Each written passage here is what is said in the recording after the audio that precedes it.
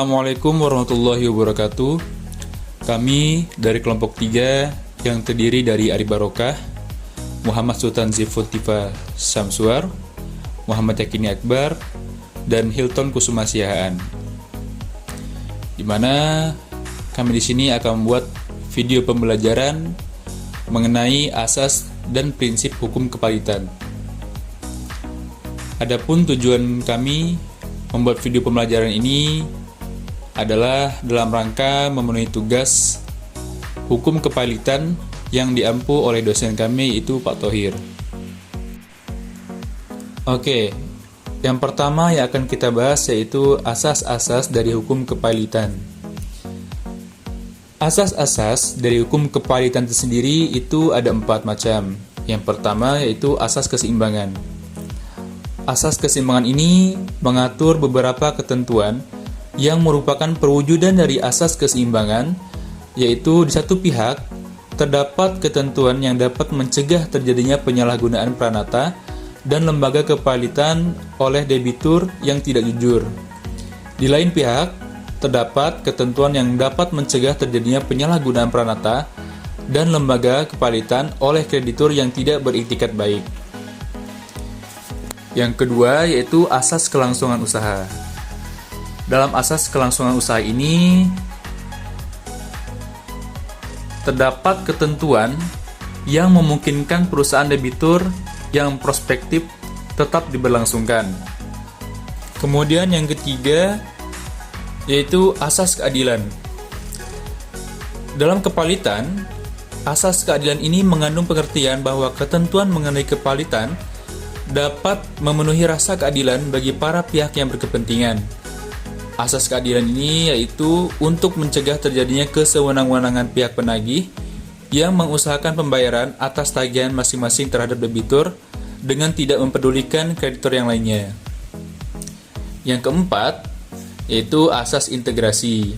Asas integrasi ini di dalam undang-undang mengandung pengertian bahwa sistem hukum formal dan hukum materialnya merupakan satu kesatuan yang utuh dari sistem hukum perdata dan hukum acara nasional. Selanjutnya yaitu kita akan membahas mengenai prinsip-prinsip dari hukum kepalitan. Prinsip-prinsip dari hukum kepalitan itu mencangkup beberapa prinsip dasar yang harus diperhatikan dalam proses kepalitan.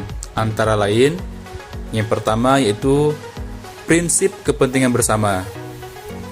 Dalam prinsip ini, di dalam proses kepalitan, semua pihak yang terlibat harus memperhatikan kepentingan bersama, yaitu menjaga agar proses kepalitan berjalan secara adil dan merata bagi semua pihak yang terlibat.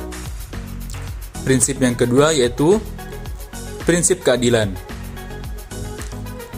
Prinsip keadilan dalam proses kepalitan harus dilakukan secara adil bagi semua pihak yang terlibat, termasuk kreditur, pengutang, dan karyawan perusahaan yang bangkrut. Prinsip yang ketiga yaitu prinsip keterbukaan. Dalam proses kepalitan harus dilakukan secara terbuka dan transparan, sehingga semua pihak yang terlibat dalam memperoleh informasi yang diperlukan untuk mengambil keputusan yang tepat. Prinsip yang keempat yaitu prinsip kepastian hukum. Prinsip kepastian hukum di dalam proses kepalitan harus dilakukan sesuai dengan ketentuan hukum yang berlaku, sehingga semua pihak yang terlibat dapat memperoleh kepastian hukum mengenai hak dan kewajiban mereka di dalam proses kepalitan. Prinsip yang kelima yaitu prinsip efisiensi. Prinsip efisiensi di dalam proses kepalitan harus dilakukan dengan efisien dan cepat, sehingga dapat mengurangi kerugian yang ditimbulkan akibat bangkrutnya sebuah perusahaan. Kemudian prinsip yang keenam yaitu prinsip konsistensi, yang mana prinsip ini di dalam proses kepalitan harus dilakukan secara konsisten dengan hukum dan peraturan yang berlaku, sehingga dapat mendorong terciptanya sistem hukum yang stabil dan dapat dipercaya. Kemudian prinsip yang ketujuh yaitu prinsip pemulihan. Prinsip pemulihan ini dalam proses kepalitan harus dilakukan dengan tujuan untuk memulihkan perusahaan dan mengembalikannya ke kondisi yang sehat dan produktif, sehingga dapat memberikan manfaat bagi semua pihak yang terlibat. Oke, mungkin sekian video pembelajaran dari kelompok kami. Kurang lebihnya kami mohon maaf. Assalamualaikum warahmatullahi wabarakatuh.